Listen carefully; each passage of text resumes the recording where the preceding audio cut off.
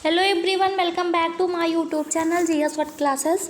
आज हम हिंदी का टॉपिक है विशेषण विशेष, इसके बारे में पढ़ते हैं और ये आरो में दिया गया है ये टॉपिक। तो इसको देखते हैं, विशेषण विशेष इसे कहते कैसे हैं। तो सबसे पहले देखते हैं, संज्ञा एवं सर्वनाम की विशेषता बताने वाले शब्दों को ही विशेषण कहा जाता है। उदाहरण देख लेते हैं, जैसे मोहन सुंदर लड़का है, तो सुंदर क्या है, तो सुंदर जो है ये विशेषण है। विशेष किसे कहते हैं, तो जिन संज्ञा या सर्वनाम शब्दों की विशेषता बताई जाए वे विशेष कहलाते हैं। यानी कि जिन संज्ञा या सर्वनाम शब्दों की विशेषता बताई जाए उसे विशेष कहते हैं। और प्रविशेषण किसे कहते हैं, तो प्रविशेषण जो है विशेषण शब्द की विशेषता बताने वाले शब्दों को ही प्रविशेषण कहते हैं। एग्जाम्पल देखते हैं, जैसे इसमें दिया गया है, राधा बहुत सुंदर लड़की है, तो राधा जो हो जाएगा ये विशेष हो जाएगा। और बहुत क्या हो जाएगा, तो बहुत प्रविशेषण हो जाएगा। सुंदर क्या है, तो सुंदर विशेषण है। आगे देखते हैं, विशेषण के भेद। विशेषण के कितने भेद होते हैं, तो विशेषण के 4 भेद होते हैं। सबसे पहले हो जाएगा गुणवाचक विशेषण, फिर हो जाएगा संख्यावाचक विशेषण, फिर आ जाएगा परिमाणवाचक विशेषण, फिर 4th पे आ जाएगा सार्वनामिक विशेषण या इसे ही संकेतवाचक विशेषण कहते हैं। तो गुणवाचक विशेषण के बारे में पढ़ते हैं। जो शब्द किसी व्यक्ति या वस्तु के गुण, दोष, आकार, अवस्था, रंग, गंध, स्पर्श, दिशा, दशा, काल, स्थान, स्वाद आदि का बोध कराता है तो उसे ही हम गुणवाचक विशेषण कहलाते हैं या कहते हैं। देखते हैं, गुणबोधक विशेषण में क्या क्या आता है, तो जैसे हो गया अच्छा, भला, सभ्य, नर्म, कर्मठ आदि, ये गुणबोधक विशेषण होते हैं। और दोषबोधक विशेषण में क्या क्या आता है, जैसे बुरा हो गया, अशिष्ट हो गया, असभ्य हो गया, उदंड हो गया, आलसी हो गया, ये सब चीज़ें जो हैं दोषबोधक में आ जाता है। अब देखते हैं आकार बोधक विशेषण, जैसे छोटा हो गया, मोटा हो गया, लंबा, पतला, गोल, चपटा, ये सब आकार बोध यानी आकार का जो है बोध कराते हैं, आकार बोधक विशेषण होते हैं। अवस्था बोधक विशेषण के बारे में जानते हैं, तो जला, पिघला, सूखा, गीला, ये सब चीज़ अवस्था बोधक विशेषण कहा जाते हैं। रंग बोधक विशेषण किसे कहते हैं, तो रंग जैसे लाल, पीला, काला, सफ़ेद, मटमैला, जो रंग के बारे में बोध कराते हैं वो रंग बोधक विशेषण होते हैं। गंध बोधक कौन से, इससे बदबूदार, खुशबूदार, सुगंधित, ये सब गंध बोधक विशेषण होते हैं। स्पर्श बोधक विशेषण कौन कौन से होते हैं, तो मुलायम हो गया, खुरदुरा हो गया, चिकना, कोमल, कठोर, ये स्पर्श बोधक कहलाते हैं। दिशा बोधक कौन कौन से होते हैं, तो पूर्वी, पश्चिमी, उत्तरी, दक्षिणी, बाहरी, भीतरी, ये दिशा बोधक हो जाता है, दिशा बोधक विशेषण। दशा बोधक कौन कौन से होते हैं, तो जो दशा को बोध कराते हैं दशा बोधक होते हैं, जैसे सुखी, दुखी, अमीर, गरीब, रोगी, बीमार, ये दशा बोधक विशेषण हो जाते हैं।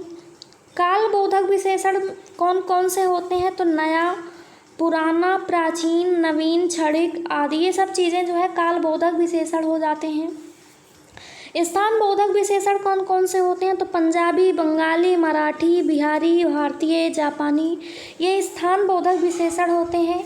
स्वाद बोधक विशेषण कौन कौन से होते हैं, तो खट्टा, मीठा, तीखा, कसैला, कड़वा आदि, ये सब चीज़ें जो हैं स्वाद बोधक विशेषण में आ जाते हैं। आगे देखते हैं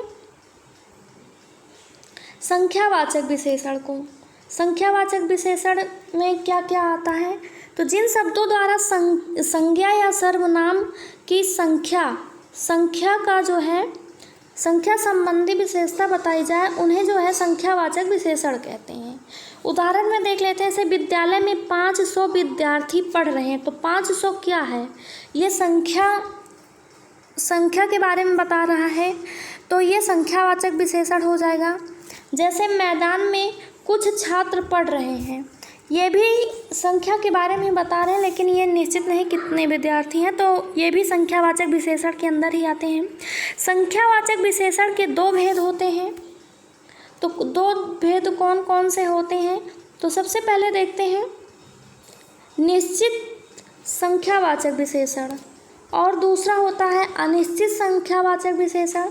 तो सबसे पहले देखते हैं निश्चित संख्यावाचक विशेषण में क्या होता है। तो जिन विशेषण शब्दों से निश्चित संख्या का बोध हो, जैसे 5 किलो निश्चित है, ये 5 किलो आम, 20 रुपये, 10 औरतें आदि, ये सब चीज़ें जो है निश्चित संख्यावाचक विशेषण के आते हैं। अब देखते हैं निश्चित संख्यावाचक विशेषण के 4 भेद होते हैं, यानी इसके भी 4 भेद होते हैं। एक होता है क्रमवाचक। क्रम में क्या क्या आता है, जैसे पहला, दूसरा, तीसरा, चौथा, पांचवा, ये क्रमवाचक हो जाता है। फिर आता है गणनावाचक, जिसमें 1, 2, 3, 4, 5, ये गणनावाचक विशेषण हो जाता है। फिर आता है आवृत्तवाचक। आवृत्तवाचक में जैसे दुगुना हो गया, तिगुना, यानी आवृत्ति का बोध कराता, तो वो आवृत्तवाचक हो जाता है। समुदायवाचक में जैसे समूह बनाते हैं, जैसे दोनों, तीनों, चारों, पांचों। और प्रत्येकवाचक में जैसे हर एक, प्रत्येक, एक एक, ये प्रत्येकवाचक विशेषण में आ जाते हैं। अब देखते हैं अनिश्चित संख्यावाचक विशेषण। जिन विशेषण शब्दों से निश्चित संख्या का बोध ना हो, जैसे उदाहरण में थोड़े से रुपए, कुछ बच्चे, बहुत आदमी आदि, तो ये अनिश्चित संख्यावाचक विशेषण हो जाते हैं। आगे देखते हैं परिमाणवाचक विशेषण। वे विशेषण जो अपने विशेष की मात्रा, माप तौल का बोध कराते हैं, वो परिमाणवाचक विशेषण कहलाते हैं। उदाहरण में देखते हैं जैसे खेल का मैदान लंबा है, तो लंबा क्या होता है, ये परिमाणवाचक यानी माप तौल, इसका हम मीटर में निकाल सकते हैं, किलोमीटर में निकाल सकते हैं, तो ये परिमाणवाचक विशेषण होता है। सेकेंड एग्जाम्पल है सोहन 5 लीटर दूध पी गया, तो 5 लीटर क्या है, ये भी परिमाणवाचक विशेषण हो जाएगा। परिमाणवाचक विशेषण के 2 भेद होते हैं, एक होता है निश्चित परिमाणवाचक, एक होता है अनिश्चित परिमाणवाचक। तो निश्चित परिमाणवाचक विशेषण के बारे में जानते हैं। जिन विशेषण शब्दों से निश्चित मात्रा का बोध हो, वह जो है निश्चित परिमाणवाचक विशेषण होते हैं। जैसे 5 लीटर दूध, 1 टन गेहूँ, तो ये निश्चित परिमाणवाचक विशेषण हो जाएंगे। नेक्स्ट है अनिश्चित परिमाणवाचक विशेषण। तो अनिश्चित परिमाणवाचक विशेषण कौन से होते हैं, जिन विशेषण शब्दों से निश्चित मात्रा का बोध ना हो, जैसे थोड़ा सा चावल, थोड़ी सी चाय, ये अनिश्चित परिमाणवाचक हैं।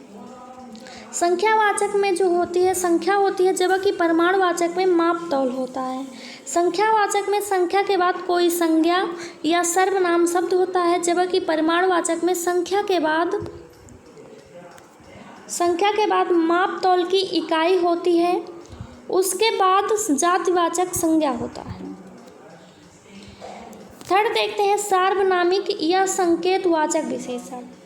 तो ये विशेषण कौन से होते हैं, तो देखते हैं वे विशेषण शब्द जो संज्ञा शब्द कोई और संकेत के माध्यम से विशेषता प्रकट करते हैं, उन्हें ही संकेतवाचक विशेषण कहलाते हैं।